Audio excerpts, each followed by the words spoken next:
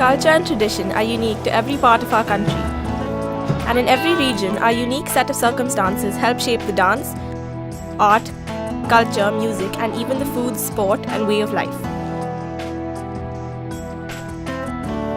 In keeping with our aim of bringing to you the widest range of experiences from across India, both good and bad, beautiful and ugly, we have found yet another rare story.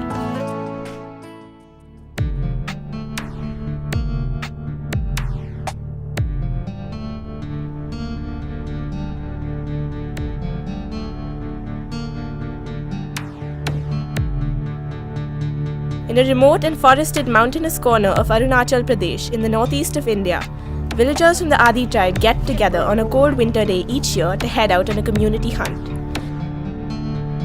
They are after a small species of pipistrelle or bat that lives in a cave deep in the forest.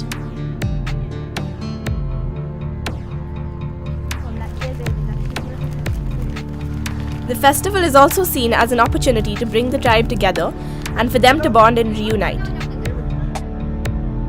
Those living outside the village return for the hunt.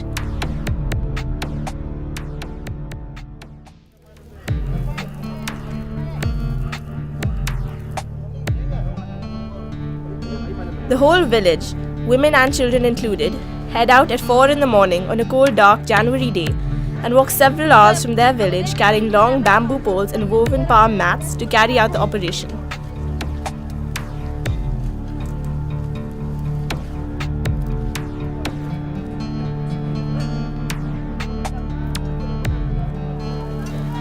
They camp in a forest clearing near the cave, where the women set up fires for the impending bat roast. The men, meanwhile, head into the cave and block off the exit with the palm mats.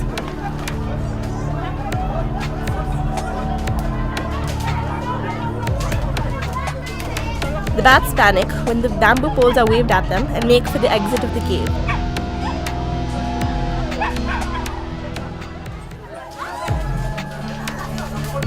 As this has been blocked, the villagers kill them en masse with the bamboo poles against the mats.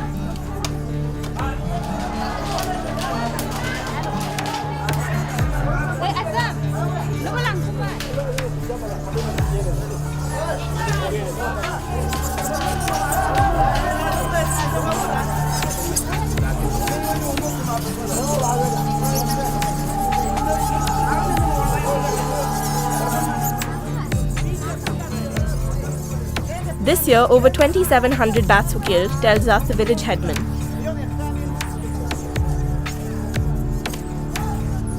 The bats are brought outside the cave and any that are still alive are smashed and put to death.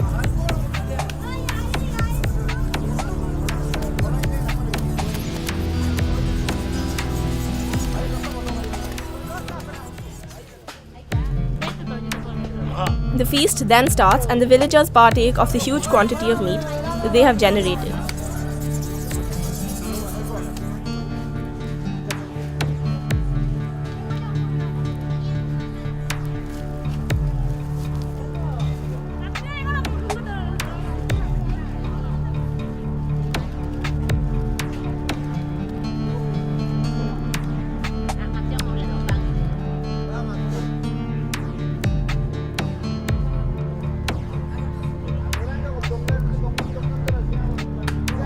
What they cannot eat is then dried and can be stored for months for future consumption. Some of the bat meat is even gifted to friends and relatives.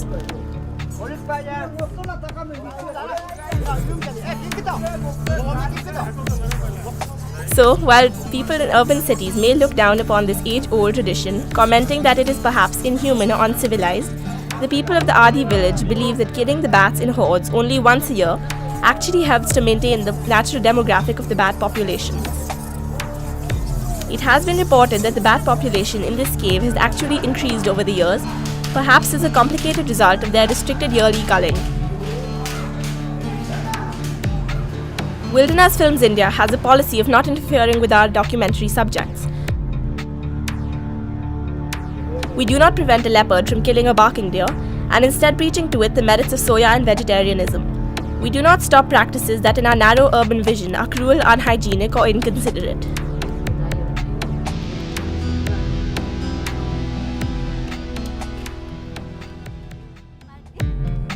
However, when it comes to the survival of critical species or wild populations that could potentially get exterminated or decimated, we do make exceptions. The Amur falcon success story from Nagaland is indeed one that can be emulated.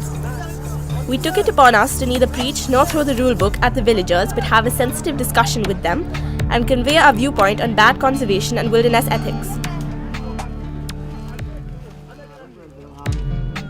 When the villagers realized that they earned a not immodest amount from the stay of our crew in a village home, along with meals and an honorarium for a local chaperone, the joint idea of village homestays and bat tourism occurred to them as a brilliant new paradigm.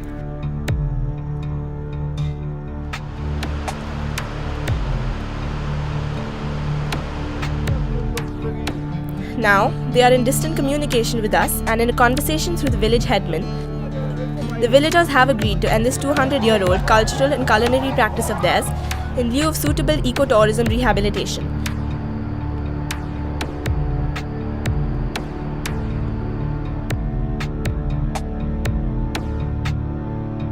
In one fell stroke, Wild Films India, the largest cultural archive in South Asia, would have actually killed an ancient cultural practice were this to happen.